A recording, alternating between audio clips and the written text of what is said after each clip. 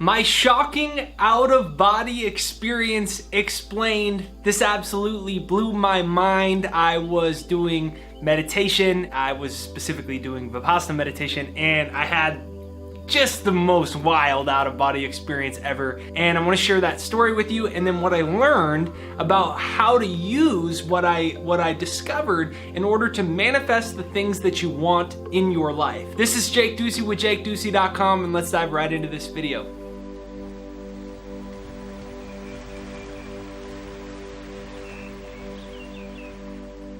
So I was way outside of my body, and I couldn't believe it. I was doing vipassana meditation, which is a certain style of meditation. If you aren't familiar, it's essentially focusing on the rising and falling of your own breath and the sensation as your stomach expands, as you breathe in, as you exhale, your stomach contracts, and just practicing presence. And I was at a monastery in Thailand, and it was a 14-day silent meditation, no phone, give all your luggage and everything to the front office. There's no talking, and you're basically meditating 10 plus hours a day. The first days were really awful because it was really hard. It's really hard to sit and meditate with no distractions. You can't use your phone, you can't use the internet, you can't call anyone, you can't talk to anyone. And you're sitting and meditating. My neck hurt, my back hurt, and it was very challenging. I was having a really tough time. It was really very hard. I was suffering tremendously. I wanted to go home. I had my back hurt, my neck hurt, I had anxiety, I got like depression, and it was really hard. And so, I thought, should I just leave in the middle of the night or something? And, I was like, I'm not gonna quit. So on the 4th or 5th day, I said, I am sick of feeling like crap. I am going to sit here and meditate. I am not going to move until something happens. I don't know what the heck's gonna happen, but until this turns out to be a good experience. So I went into, it's this big, huge property, huge monastery, grounds all over, you meditate all over the place, inside, outside. There's a bunch of different halls where the monks are like doing their chants and stuff. And I went into one of the halls, and I was sat down to meditate, and I had learned or started to experience earlier that day that the thing that was causing me suffering was my attachment to my own thoughts. I realized suffering was an experience I was creating for myself. And out of that, what happened was I was able to start practicing not attaching to all my thoughts. So when my thought would be like, my knee hurts, I want to stand up, I want to go walk around, my neck hurts, why am I here? Oh my gosh, this sucks so bad, this is so boring, and oh my gosh, I just want to go home. I'd been traveling around the world for 6 months, so I was like ready to go home at the same time. And when those thoughts would come up, I finally was able to apply the Vipassana teaching, which is when the thoughts arise, to not attach to them. The tool they give you to do that is you say to yourself 3 times, thinking. So you say, thinking, thinking, thinking. Then you go back to rising of your stomach, falling of your stomach. Rising of your stomach, falling of your stomach. So comment down below, thinking, thinking, thinking, because this is the reason I want you to comment that. So please comment it down below, thinking, thinking, thinking. The reason I want you to comment that down below is because you can apply this into your everyday life. When you notice negative thought patterns coming while you're on a sales phone call, while you're public speaking, while you're sitting in traffic, instead of going down the rabbit hole of it, you can stop and say thinking, thinking, thinking, and then you can return to your breath or a positive thought. So you could stop yourself at all times from going down rabbit holes. Now, I was starting to do a better practice of that during this meditation, and I eventually hit a point where I went through such a long period of time of the rhythms of my breath without attaching to a thought that the next thing I knew, I felt this overwhelming warm sensation that was indescribable. The reason it's indescribable is because it's beyond the physical realm.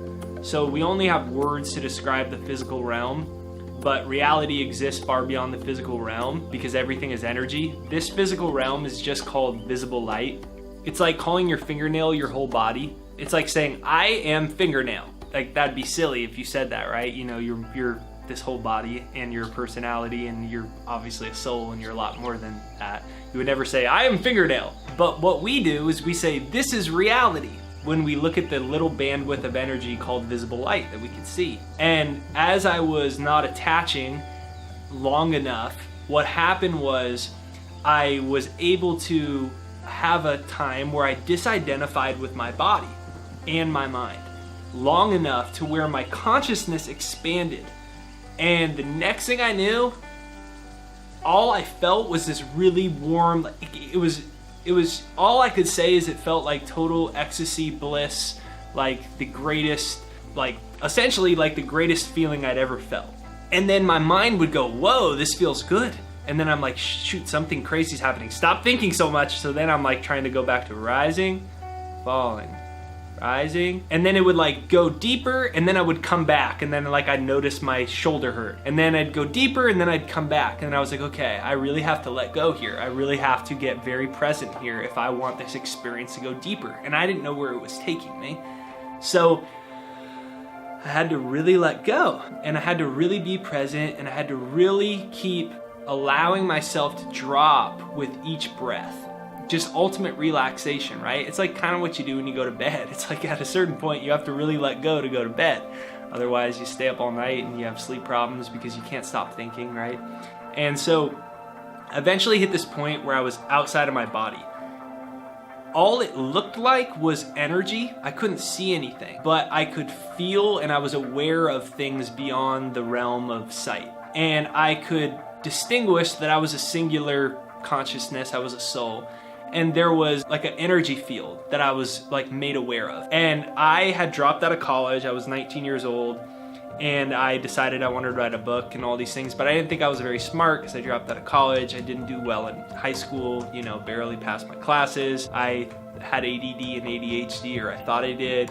And so I had a self-image of myself being not very intelligent, but I didn't want to be in the classroom. I had a vision for my life. So my intention for going to this meditation place was to get the clarity on my life moving forward, because I knew it was going to be a big uphill battle to manifest this life that I presently have. And when I was out in this realm, that Rumi says, beyond right and wrong, there is a field, I will meet you there. Beyond right and wrong, there is a field, I will meet you there. So what does that mean? Right and wrong, this is all the mental realm, right? Right, wrong, left, right, I am Jake, you are Susie, you are Billy, you are you, I am me. This is what reality is. It's just ideas, it's just concepts. And those concepts keep us trapped in the dimension of visible light. For whatever reason, I was able to let go enough to move beyond those attachments to the physical realm, to the mental realm, to this place called visible light. And there is a field, Rumi says. Now, everything is energy. The wall is energy, my body is energy, all these things are energy. It's all one energy, but it's different frequencies of one energy. Just like there's only one sound wave, but there's all these different manifestations of it that make up 90.6 FM, 100.7 FM. It's different frequencies, it's different bandwidths of one thing called sound. Similarly, there's one thing here. You can call it universe, consciousness, God, Allah, Buddha, Krishna. Alan Watts says you cannot get wet by the word water. Remember, beyond the field of right and wrong, beyond right and wrong, there is a field. So beyond the mental realm of this is called God, this is called energy, this is what it is, Alan Watts says you can't get wet by the word water. Water isn't what water is. Water is a word we made to describe this thing. Beyond that, there's a field, there's a divine matrix, there's a conscious intelligence that has created and is constantly expanding the whole universe. It's a field of intelligence. Time doesn't exist. Albert Einstein showed us that. If time doesn't exist, all possibilities and all realities and all answers you could ever seek and all energy you could ever want, it exists. It's just in a field that's beyond visible light. And so when Rumi says beyond right and wrong, there is a field, I will meet you there, I can only surmise that I must have accessed that field for a brief moment. I never talk about this in my videos because it's kind of weird, I guess. And so, yeah, so I never really talk about it. So comment down below everything is energy if you're still with me. It's the only way I can know you're still with me. Comment down below, please, just actually do it. Comment down below everything is energy. Comment that down below, everything is energy. Comment that down below, everything is energy. So there's a field of intelligence. If you watch my videos, you know I talk about all this stuff, but I talk about it in terms of manifesting what you want here in this reality. Channeling consciousness to manifest what you want. So if everything is energy, there has to be a divine matrix, a conscious intelligence, a field of energy where everything exists. Because if time doesn't exist, all possibilities have to exist. And if everything you want already exists, because energy is never created or destroyed, that's what science tells us, didn't make that up. Type it in on Google. Energy is never created or destroyed. So if energy is never created or destroyed, then all energy you cannot see must exist in a field. So my entire future already existed. I didn't know that. Even my future now, the rest of my future already exists. What happened was I was out in this field, and it was like in a brief moment, it was like this field said to me, you want answers for your life and direction where to go, and you weren't sure if you could write a book. And I was like, yeah, I'm not sure. And then it was like, here you go. And then in a second, I got the download for my whole book. I saw every chapter, word for word, table of content. Now, I wasn't a writer. Remember, I'm 19 or 20 years old at this point. I failed junior English class in high school. I got into college because I was a first team All San Diego basketball player. I just wanted to write because I read Wayne Dyer books and Jack Canfield books and all these guys' books for a couple years, and they changed my life. And I was like, if I have to do something with my life, I'll do this. And I saw every table of contents. I saw the title of my book, the subtitle of a book. I saw I saw the cover of my book. I saw the entire trajectory of my life, that I was going to write many books. I was going to be speaking and be an instrument that was going to reach millions of people, to help people realize that they're more powerful than they believe. They're not their bodies. So they're not bound to the limitations they think they're bound. Therefore, because you're a soul, you can manifest anything you want. You can make the world a more beautiful place. You can change the freaking world. And I saw all this in my life, and I was like, wow, it was like crazy. Yeah, and it was like, you're gonna have some tough times, some challenging times, but like, this is your life in the future. And here's your first book. You're gonna have to go home after this. At first, before I went into the monastery, I was gonna keep traveling for like, part of me thought when I dropped out of college I'd never come back. So it was like, you're gonna go home right after this, you're gonna go back to America, you're gonna write your book. These answers, this book that you want, it's always here. So you don't have to worry about like the fact that you think you can't write and you're not good and all this shit. You have to tap into, sorry, I said the S word. You have to tap into this consciousness that's always here. That's the field. That's the field.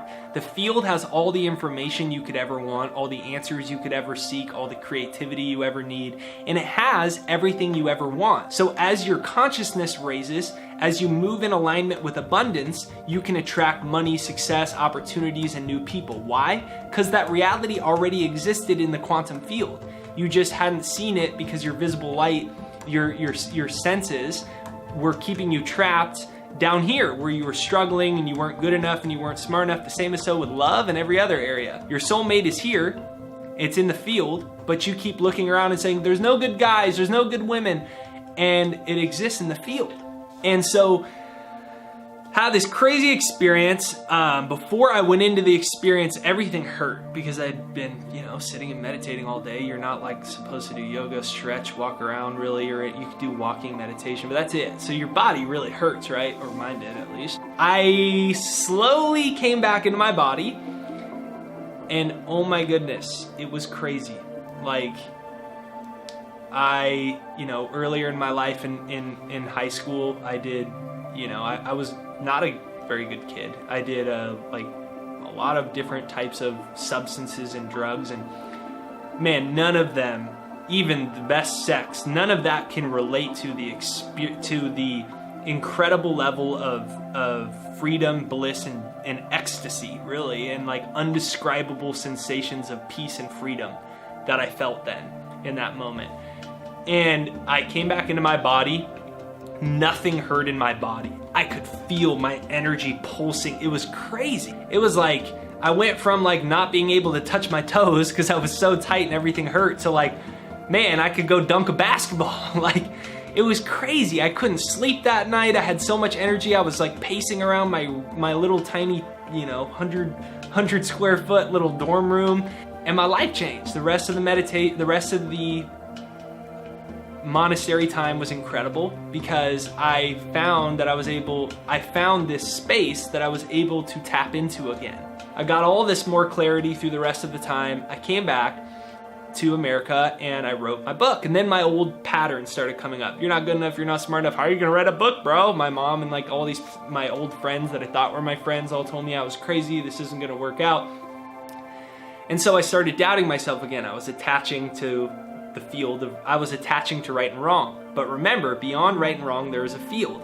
Vipassana and meditation in general is about detaching from the mental realm enough to tap into that higher consciousness, right? I went to finally sit down to start my book right when I got home. I was under a lot of stress because I had to get it done, and like I had to get my life on the road.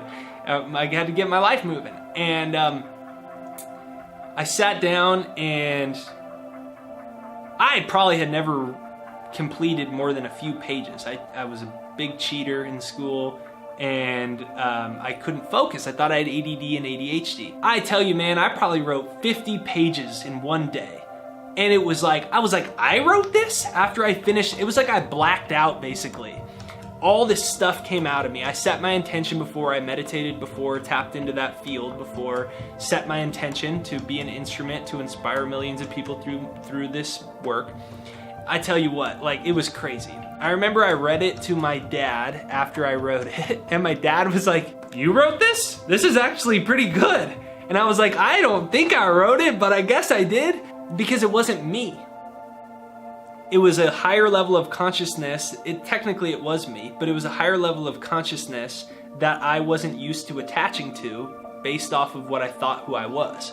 Like, it just came out of me. This book just came out of me, and then no one would publish it and all these things happen. And then like I had all these challenges, like it told me when I was in the meditation, so people wouldn't publish it. Everyone told me to go back. This is never gonna work out. Go back to school, give up on this. People denying it, you're too young, all these things. But I just kept showing up, and I kept trying to sell my books. I went on the road, I sold my books out of the trunk of my sedan, and I did motivational speeches at open mics, coffee shops, anything you can imagine. And the crazy thing was, now looking back at that, 7 years later, everything that I saw in that meditation has happened 10 times more. 10 times more. That's because my biggest dreams that I could possibly imagine, and then more, already existed. And the same thing is so for you, it already exists. It's just that in order to get to that place, we have to get beyond right and wrong. Wrong meaning I'm not good enough, I'm not smart enough, I don't have the money, I don't have the resources, this won't work out, I'm too old, I'm too young, blah, blah, blah. I hope I get there sometime in the future, which is a totally fictitious statement to begin with. I hope it happens. I wish it happens. If it happens. When it happens. Because time doesn't exist. It's already happened. It's happening in this very second. Your consciousness just has to come in alignment with it so you could start pulling it from the field and create it and manifest it. Technically, you're not creating anything. You're manifesting it. Creating would imply that you're creating something that doesn't exist. You're creating the money, you're creating the job, you're creating the opportunity, you're creating the business, you're creating the relationship, you're creating your dream home. You're not creating because it already exists. It's just kind of like it's in another room. Like, for instance, I'm in my film room, like my office right now, and upstairs there's food, in my refrigerator. It would be like me saying, I'm creating spinach. Well, technically I'm not. It's just in another room that's outside of where I am. And similarly, we're like in these little rooms, we're in these little boxes, and we think this is what reality is. And so when something shows up, the money shows up, the soulmate shows up, something good happens, we say, oh my God, I created it, or oh my gosh, what a coincidence. it's not a coincidence, it's a synchronicity because it's by organized law, because it already exists at a higher plane of consciousness that you aren't conditioned to see or experience. It's in the field. Technically, it's kind of like it's in a parallel reality or parallel universe, right? So I would never say, I created the spinach. It exists, it's just currently outside of the room that I'm in. And similarly, the money you want, the love you want, the job you want, the opportunities you want, the life you want, the soulmate you want, anything you want, it exists. It's just technically it's outside of the room of reality that you're used to. So you're really manifesting it.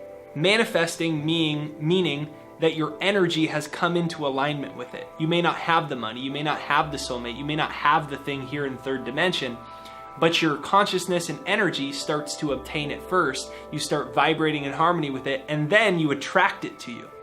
That's why it says in the Bible, to those that have, more will be given. When you're in the consciousness of it, you attract it.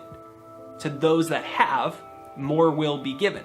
To those that do not have, even that which they have will be taken away. What do you surmise that means? When you're in the consciousness of lack, you attract more of that because everything already exists. So when I don't have the money, I'm not good enough, I'm not smart enough, there's no good guys out there, that's not realistic, I can't possibly do that, I hope it happens sometime in the future. I'm saying I don't have what I want. So I can only attract that energy back to me because all energy already exists. Remember, energy is never created or destroyed. It's just vibrating at frequencies you can't see based off of your present level of consciousness. So yeah, I wanted to share that experience. Pretty crazy, pretty wild, and at every single moment it's something that everyone can tap into. Now, you don't need to sit and meditate to tap into that higher consciousness that can direct your life and can help organize your life and give you the ideas that you are looking for, or the answers you seek, or the creativity that you want, or the resources or money or opportunities or the new people, the new relationships. It can come to you as simply as no longer attaching to the thoughts that are blocking it. Just like I had the thoughts that were blocking me from having an outer body experience because I was so attached to my physical body. My knee hurts, my back hurts, I wanna go home, I miss my mom. Oh, wait, am I in the right place right now? How could I possibly leave my body if I was so attached to the world of form? So when I started focusing on my breath, the rising and falling, and I quit attaching to that, I slowly started, it was almost like, when you're out in a boat and you forget to put the anchor down, or you pull the anchor up and you slowly start getting pushed with the tide. It was like I got pushed with the tides to a higher level of myself that existed, but I never knew it existed because I was so used to being in this one little room. I was so used to being attached to this little reality called my life. But that's actually was like the fingernail, a very small portion of what I am. Now, similarly, all you want already exists, and just by starting to practice mindfulness and awareness of, if there's a negative, limiting, fear-based thought, even if it seems realistic and rational, it's not who you are. Because you're a soul, you're not your physical body, you're a spiritual being in a physical body. And you're one with this higher consciousness, call it God, Allah, Krishna, Buddha, Jesus, energy, divine matrix, universe. You're one with it. Well, what are the qualities of that universal intelligence? Constant expansion, love, happiness, joy, freedom, all possibilities exist. Well, you're one with that perfection. So technically, who you are is totally perfect. You have genius ability within you. You're meant to attract all the things that you want. And what blocks it is that society has programmed us to think we are our body and slowly to play by all these rules and limitations that really aren't even real. And so we start to attach to them and we say, this is my story, this is who I am, and we carry the past with us, and then we keep attaching to it. But if instead, when the limiting, fear-based, negative, redundant, monotonous, controlling, conniving, frustrated, helpless thought patterns come up, if instead you can recognize it like an old friend and be like, oh, there it is. Just because a thought's in your head doesn't mean it's you. You have a subconscious mind. Psychologists say that 95% of your life is subconscious. Sub means below. And that 70% of your subconscious is negative and redundant, and you have 65,000 thoughts in a day. So a lot of those thoughts are not you, but we think they're us because they're in our heads. But when you no longer attach to them, they start to disappear. So when it says, hey, you're not good enough, you're not smart enough, this, that, and instead of going, yeah, this is right, this is reality, this is who I am, I know, this sucks. Instead, if you're like, rising, falling. Do it a couple times with me. So when you breathe in through your nose, that's rising, right? Because your stomach's expanding. And as you're falling, it's exhaling, so your stomach is falling, right? It's like kind of like it's moving back towards your spine. Inhaling, exhaling. So rising, falling. Rising, falling. Rising, falling. See, now when you're in that place, you become very quickly present. Whether you're driving a car, walking through the supermarket, about to ask someone out, but then you talk yourself out of it, if you can just reconnect to the rising and falling, then those thought patterns don't control the experience. And when those thought patterns don't control the experience, then through the space you create through presence of the rising and falling of your breath, you create the space for your true nature to come through, for the perfection of the universe to come through, for loving thoughts, successful thoughts, abundant thoughts. Those are your true nature. So the battle is really not attaching to the illusion, which can be hard, but it can also be easy. It can be easy because even though sometimes it's a challenge, you can start to very quickly go, that's not me, that's not me, that's not me. Rising, falling. So this video is getting pretty long, so I'm about to end it. This is Jake Ducey with JakeDucey.com. Hey, I created a technology to retrain my brain. I call all of that stuff I've been talking about, all the way that your mind has been programmed, I call that your first mind.